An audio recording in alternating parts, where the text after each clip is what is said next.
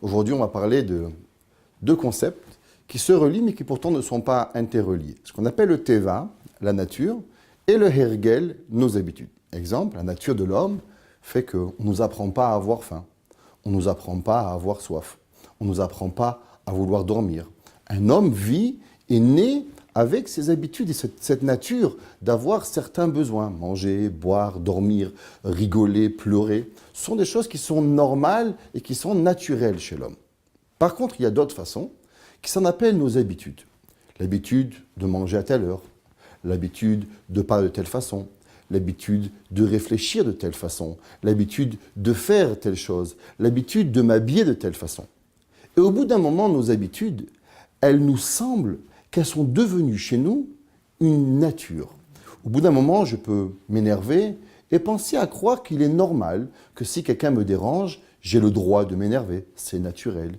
J'ai le droit, et c'est normal, et c'est ma nature, de crier sur quelqu'un qui ferait à l'inverse de ce que je veux. Ou bien l'inverse. Il y a des personnes qui ont travaillé sur leur midote à être des bonnes personnes. Où les gens vous diront « Oh, un tel, c'est sa nature d'être gentil. C'est sa nature de faire du bien. C'est sa nature d'aider. » Comment voir ces deux choses-là? Le Maggid de Douvna, dans son Sefer Hamidot, dans le premier chapitre, dans le Da'at, il explique et il nous dit qu'il faut faire attention à ne pas mélanger les deux. Il y a la nature de la personne, il y a le hergel, mais il y a une chose qui est encore plus grande que les deux. C'est la volonté véritable de la personne. L'homme a un pouvoir extraordinaire de pouvoir changer le moindre détail de son teva, de sa nature qui lui a été donnée. Combien de personnes nous connaissons qui avaient des habitudes de boire ou de manger certains aliments pendant des années? Suite à un dire de leur médecin, ils vont changer cette habitude et vont fabriquer une nouvelle nature. De même, une personne qui aurait du casse, des nerfs, il peut très souvent penser et croire qu'il est de son nature de s'énerver. Mais si doucement, je change et je me fabrique une nouvelle nature. Et le Ramchal explique et il dit, comment fabriquons cette nouvelle nature?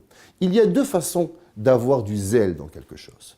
Une personne qui aime quelque chose, une personne qui aime voyager, alors la veille de son voyage, il sera tout excité. Il fera ses valises avec facilité. Et automatiquement, à cause qu'il aime, la facilité va lui venir. Dit le Ramchal de même. Si une personne travaille sur quelque chose et va le faire avec zèle, ce qu'on appelle la zérizout, il va développer chez lui une nouvelle nature qui va lui faire aimer. Et le Maggid de Douvna continue et il dit, non seulement la personne, elle peut changer sa nature à avoir et faire certaines choses et une réaction à certains problèmes, mais on peut aller plus loin encore et créer une nouvelle nature profonde. Exemple, une personne qui n'avait pas l'habitude de faire du chesed, même on pourrait dire qu'elle était un peu radine, une personne qui n'avait pas le concept d'autrui, de ce que ça veut dire l'argent de quelqu'un d'autre. Il peut même arriver à voler, comme le Rambam nous dit. Mais par contre, si par la suite il va changer son habitude, il va commencer à donner la tzedaka. C'est pour ça que le Rambam va nous dire qu'une personne, il est préférable de donner 100 fois une pièce de tzedaka qu'un billet de $100. Pourquoi?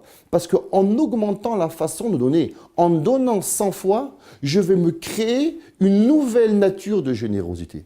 Jusqu'à que je vais créer dans moi ce qu'on appelle un ratson penimi, une volonté profonde de devenir quelqu'un d'autre. Mais tout ça, il nous est possible d'accomplir seulement et uniquement si on a d'abord au préalable un ratson. Le Ramchal, à la fin du 11e chapitre, il écrit et il dit « Quand on regarde tout ce que l'homme a à vouloir faire, il est tellement difficile qu'on pourrait même être découragé. Comment je pourrais obtenir et arriver à la perfection, à savoir les mitzvot, mes obligations envers ma femme, envers mes enfants, envers autrui, envers ma communauté, envers tout ce que j'ai à faire? Comment une personne peut arriver à la perfection ?» Et le Ramchal de dire qu'en vérité, tout dépend d'une seule chose. Tout dépend du ratson, de la volonté. Si une personne veut, alors automatiquement elle est capable. Exemple, on pourrait dire, une personne avant qu'elle se marie, elle ne pourrait même pas imaginer qu'elle pourrait se réveiller 3, 4 fois, 5 fois par nuit pour des enfants qui vont pleurer et être le lendemain matin au travail. S'il n'a pas ses 8 heures de sommeil ou 6 heures de sommeil remplies, il sera épuisé le lendemain. le jour où il se marie, le jour où il comprend qu'il a fait la décision d'avoir un enfant sur terre et il comprend que cet enfant ne pourra pas vivre sans lui, alors automatiquement il va créer des différentes façons d'observer la vie, des différentes façons de pouvoir régler sa journée et sa volonté va lui donner une nouvelle nature. Ainsi le Ramchal de nous dire, si on fait la bonne décision de vouloir changer notre nature, même ce que l'on croit qui est impossible, à travers la volonté et le date et la pensée réelle d'y arriver, alors on est capable de changer toutes les midotes qu'on peut avoir dans notre cœur, à arriver à une perfection absolue.